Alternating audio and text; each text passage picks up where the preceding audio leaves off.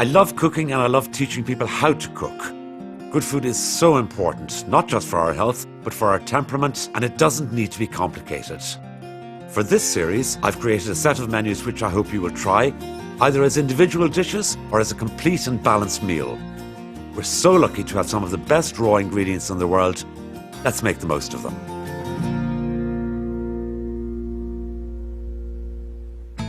Sashimi is a Japanese delicacy and always consists of very fresh, thinly sliced raw fish or meat.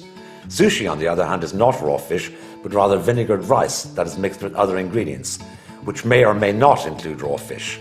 But the point here is not to discuss the meaning of Japanese words. It's to create a fabulous dish using a precious ingredient, and if you care about the provenance of your food, ask where the tuna has come from and how it's been caught.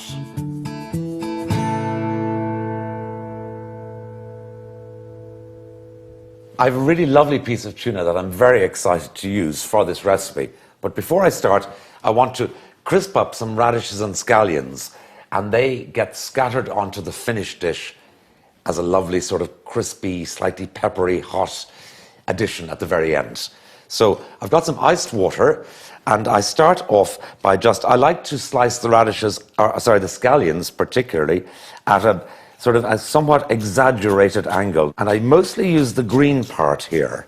So those go in there, and like anything, when immersed in iced water, it sort of they curl up at the extremities. I think the same would probably happen to any of us in a similar situation. Anyway, there you go. Enough of that. So some of the shards nice and long. What's more important really than the length in this case actually is they're not too thick, so that they're nice and delicate to eat. So those go in there, immerse them, and I'm also going to add in some radish. You can go by hand, or I'm just using my mandolin, which I'm being very careful to stop slicing before my fingers get anywhere near the danger zone. Okay, they go to one side. They take about 30 minutes, half an hour to crisp up. If they're in the water for longer, it doesn't really make any difference. Now, the next thing to do is to sear our tuna. And I'm using a little bit of sesame oil, untoasted sesame oil, just to rub on the surface of the tuna to prevent it from sticking in the pan, and also to add a little bit of flavor. So the sesame oil makes sort of perfect sense here. Now, I have my pan on heating, but just don't drop it in, just test. And once you hear a sizzle, you know you can drop it in. Now, I could be slightly taken to task over the title of this recipe, because in my book, and here I'm describing it as sashimi. So if you have a difficulty with me using that expression, just call it a carpaccio of tuna. I'm not cooking the tuna as such, I'm just searing the outside to give a beautiful line that you'll see in a few minutes. And then once it's seared on one side, this all happens very quickly. Turn it over, and that's nearly that. So it's in the pan. Has that been a minute? Hardly. Okay, turn off the heat and take it out of the pan immediately. And you see the effect you've created. You've got a lovely just line, which looks rather beautiful, around the edge of the tuna like that. So that's perfect. That can go back on there, and we'll be ready to slice in a couple of minutes. Now, the dressing. And we're making an Asian dressing. So unusual ingredients, somewhat, but all now easily available. So I have got some finely chopped onion, and more onion than perhaps you would think you'd need for this recipe, to which I'm going to add the rest of my ingredients. So I've got a little bit of rice wine vinegar, about a tablespoon of that, and I've got a pinch of dried mustard, that goes in, a pinch of sugar, which is important, well, more than a pinch, half a teaspoon of sugar.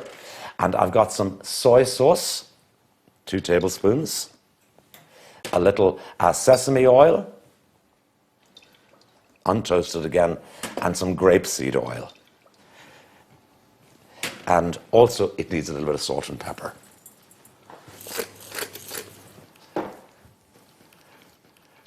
Okay, so that's really nice. So we just put that to one side. Now, at this point, we're nearly ready to assemble. There's a couple of other little ingredients that I just want to show you, that when I have them, I use them on this recipe. I've got a little bit of foraged pennywort. This is sometimes called Walker's friend, by the way, and it grows on stone walls at certain times of the year. And then I've got some little lovely yellow clearly yellow, little broccoli flowers. And then you're pretty much ready to assemble. You can assemble this on individual plates, or you do a sort of family-style large platter, which I'm going to do. So back to our tuna, which has just been sitting there, and like that. So slice nice and thinly. Lovely. The other thing about the searing of the tuna is it makes it somewhat easier to slice at this stage. Okay, let's see how we're looking. Not bad. I think I've got pretty much enough on there. Now, a little bit of salt and pepper.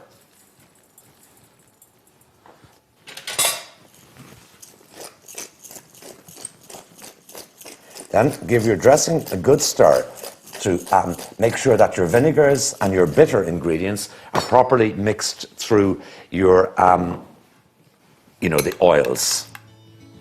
And again, I'm wanting to get some of that directly down onto the fish. There we are. Lovely, that's good. Now, our radishes and scallions, which I'm going to take out of there, have sort of somewhat crisped up. And if you see what happens, see the way the scallion just sort of curls at the edge like that. I think it looks really rather beautiful, actually. So these are not just for visuals, it's also for flavor and, of course, texture. And then finally, some of these little flowers. So that's it. It's a really simple thing, really. I think it looks rather nice, and I hope when you bring that to the table, your family and friends will be impressed.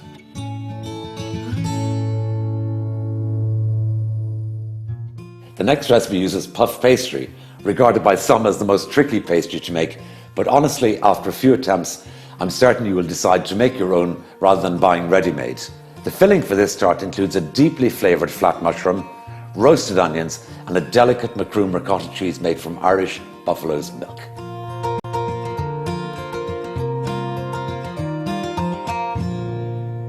So I need to start off with the onions and roast them. So I've got some lovely peeled red onions, and we simply cut these into little wedges. And when I'm cutting them, I sort of concentrate a little bit here and cut straight down through the middle, and the root is still attached on the onion. That tastes good, by the way. And that holds the onions together, and that will matter a bit when we're assembling the tarts. Great. So they go into a bowl, trying to keep them pretty much intact. A little drizzle of olive oil, not too much.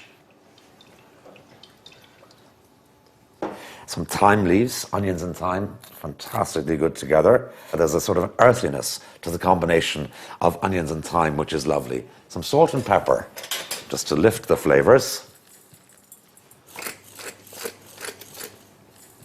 So, little, swirl around like that. And then I like to sit them rounded side down. I find they cook better and more evenly like that. Lovely. So into the oven for about, between 20 and 30 minutes. Lovely. Now, the mushroom, which I'm going to combine with the onion and the ricotta, which we'll see in a moment for the start. I love a big, fat, flat mushroom. So this is going to go onto the tart in wedges. So I'm just concentrating and cutting like that. Great, that's those. Now, the pastry I'm going to deal with in a couple of moments. The other thing I need is my ricotta. So I've got lovely ricotta. That's buffalo milk ricotta. A little grated Parmesan cheese. And then just a small amount of olive oil, 2 teaspoons. And then some more thyme leaves. Just again for that deep, sort of earthy flavor. Like that. A little pinch of salt. Just to raise the flavor, not to over-season, and some pepper. And that then, you will see, will spread onto our pastry. Just mix it so it doesn't look particularly interesting or doesn't even look too hopeful at this stage, but it combines really nicely with the other things.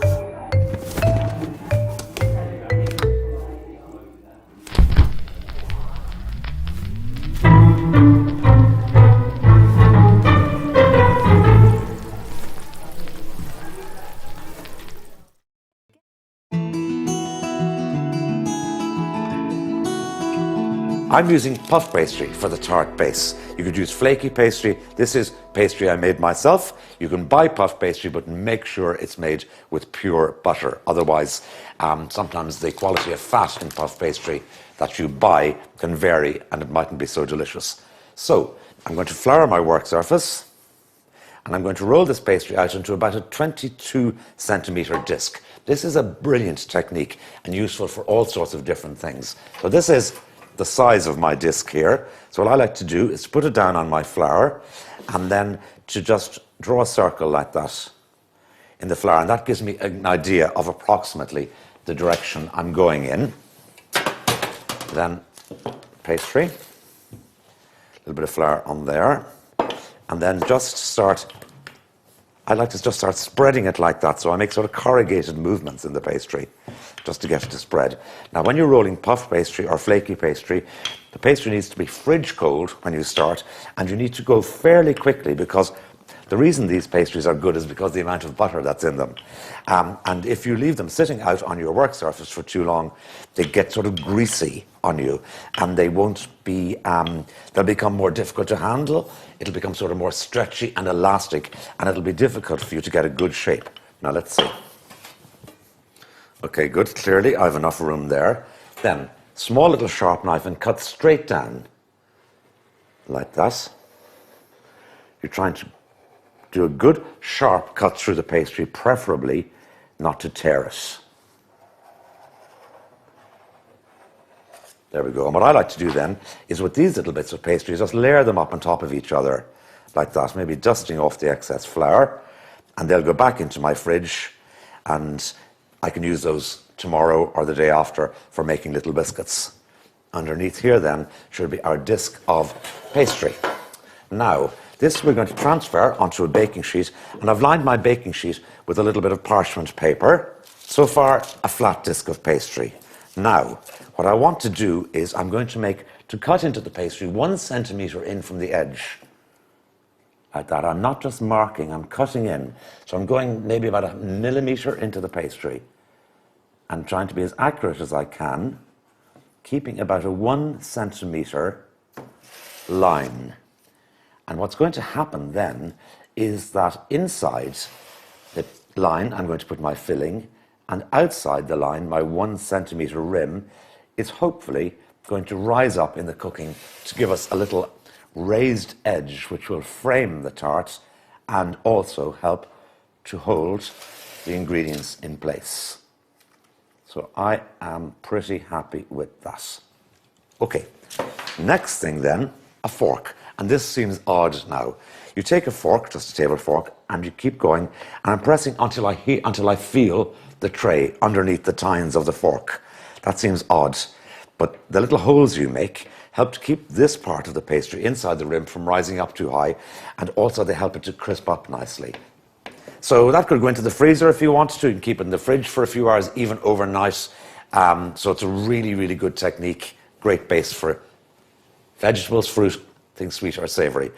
The roast onions that go on here need to be cool. So I roasted some onions ahead of time and they're completely cold. And here they are. And see the way they got lovely, the way the edges of the layers of onions just separate and flake and also get slightly crispy at the edges, which I love. And they're going to get even more color when they go into the oven. Now, I need to assemble the tart by first putting the ricotta mixture onto the base. So it's really important that your ricotta mixture doesn't go, whoops, see it nearly happened there, out over that line. So I usually keep my ricotta and subsequently my onions just inside that line because that little 1 centimeter, that's going to be a risen edge. So I don't want to put anything in the way of that that's going to prevent it from rising up properly.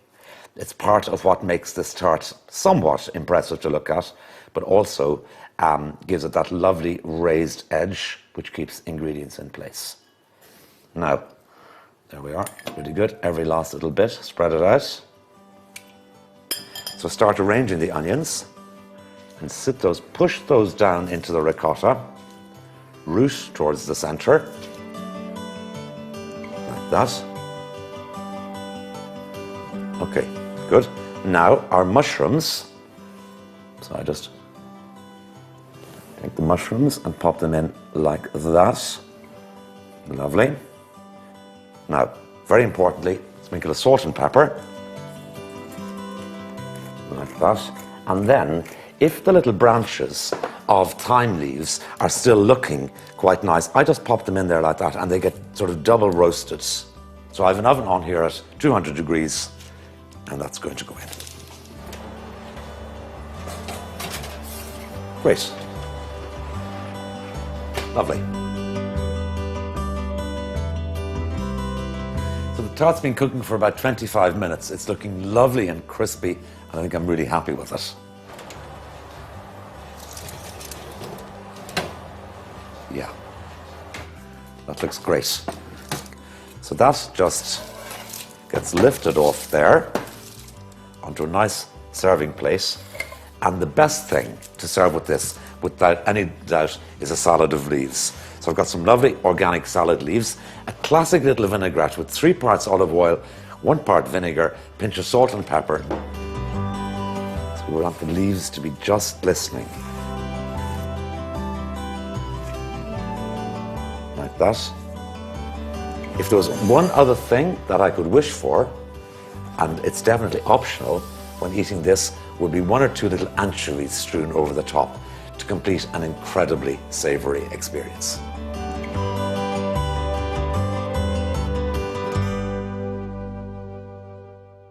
I like to think that the previous dishes, the tuna sashimi and the ricotta and mushroom tart, have a touch of sophistication about them. And this dessert certainly does, with its use of jasmine tea to flavour both the parfait and the prunes.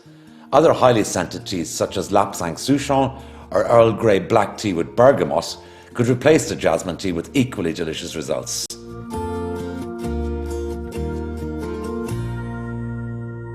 So for the parfait, I'm going to start off by making a sugar and water syrup. And in that syrup, I'm going to infuse my jasmine tea. So a little small saucepan is ideal here. And place the water and the sugar, and we bring the water and the sugar just up to a simmer, all of the while watching to make sure that the sugar dissolves. And give it the odd stir like that. Lovely. While that's happening, I can separate my egg yolks for this, what's going to be the mousse that's going to add richness and part of the volume to the parfait. So the usual rule applies here: the nicer your eggs are, honestly, the nicer your parfait will be, the better the flavour will be, and the better the colour will be. Okay, that's that, and I can hear my sugar and water just coming to a simmer there. So let's see. So give it a little stir, encouraging the sugar to dissolve. Okay, my sugar is dissolved in there. Okay, so I can turn off the heat. Add in my leaves, like that. Stir them around and just allow that to infuse. Now, we need to get our egg yolks on whisking up to a mousse. So I'm going to turn those on.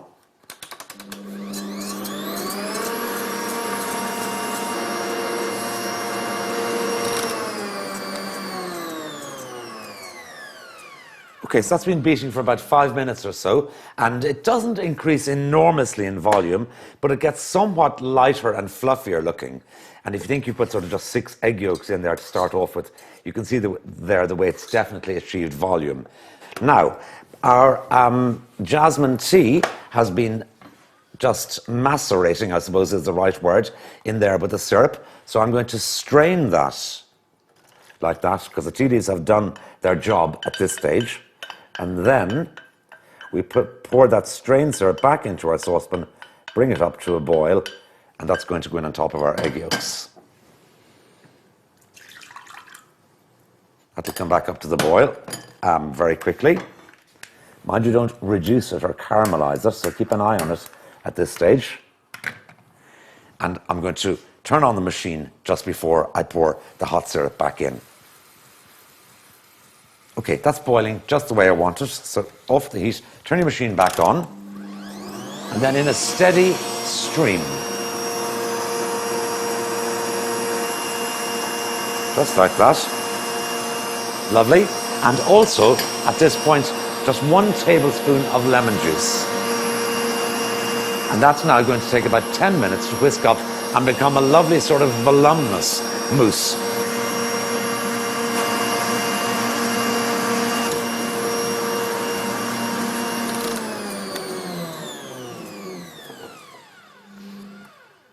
Okay, now we have a lovely fluffy mousse. So all we have to do is add a little bit more lemon.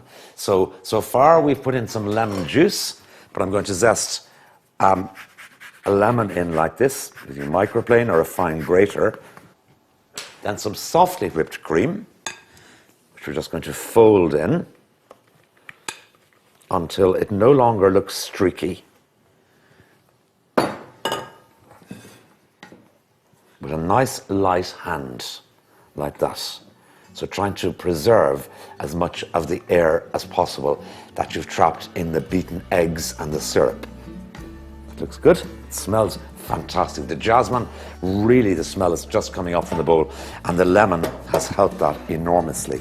Then into my tin, which I've lined with a little cling film or plastic film, it could be parchment.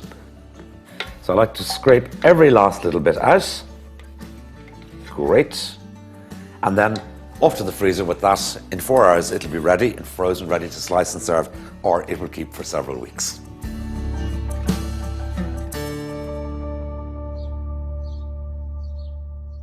So the parfait has been sitting in the freezer for 4 hours and is now set and ready to serve. I'm going to serve this today with some tea-soaked prunes. So more tea and to flavour the prunes. So I put them into a saucepan, like that. And then I've got my jasmine tea leaves, which I poured boiling water over here. So they've just been infusing. So it's very important to remember to strain the tea leaves. I usually squeeze that like that, just to extract the last little bit of precious flavour out of the jasmine tea. Okay, so a little vanilla pod added in there, a small amount of sugar, just to lift the flavour of the prunes. And then what I like to add in here is a few little strips of orange rind, just a few thin strips. So that's a little more citrus, because remember we have lemon juice in our parfait. Then these I poach until the prunes are completely tender. Okay, I have some of those ready and they get lovely and glossy looking like this. So because we've lined our tin with some plastic film, this should pop out nice and easily, like that. I'm going to just cut one little slice. Let's see, we'll go from this end here. See, it's pretty good humoured. Then a couple of the prunes, just like that. And then if you happen to have a few little marigold or calendula petals in the garden, you could just put a couple of those on top. Icy cold, lemony flavoured, jasmine flavoured parfait, rich, kind of luscious prunes, delicious, really nice.